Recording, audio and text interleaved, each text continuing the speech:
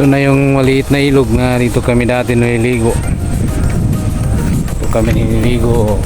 Yan. Buhay pa yung lolo namin, parati kami dito.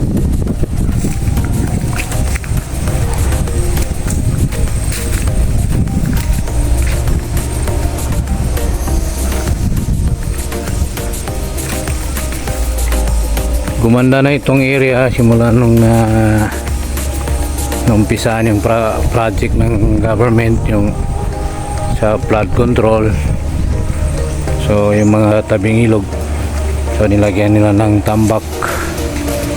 Yan, makikita natin para hindi na maglaki yung kulang.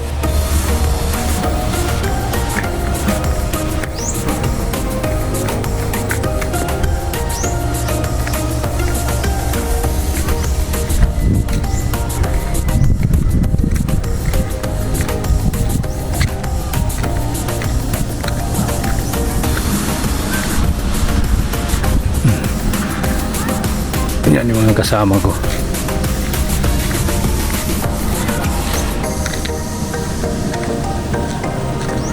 Ang ganda yung paggagawa, oh.